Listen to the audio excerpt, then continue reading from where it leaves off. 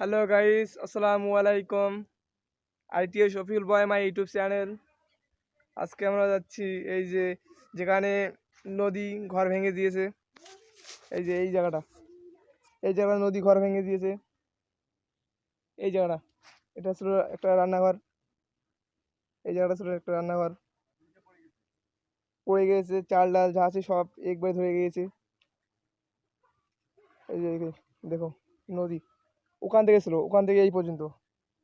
এই যে এইখানে ফাট ধরেছে। এর একটা ছিল ঘর। এই যে ঘরটা,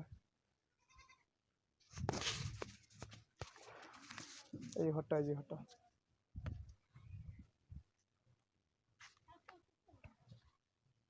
এটা একটা ছিল। এই একটা ছিল ঘর। এখানে এখানে একটা ছিল ঘর। এই ঘরটা মানে নদী জোয়ার আগে,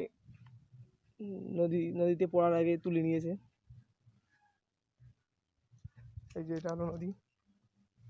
এই যে এখানে এটা একটা ভিটা ছিল। এই ভিটাটা মানে নদী ঘরগুলোকে ভেঙে দিয়েছে।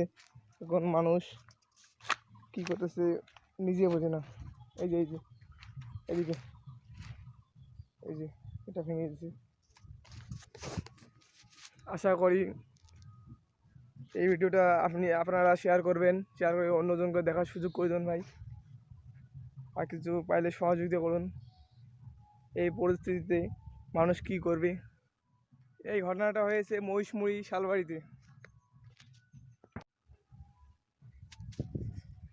তো আসসালামু আলাইকুম, এই পর্যন্ত। এই ভিডিওটা এখান থেকে শেষ। খোদা হাফেজ।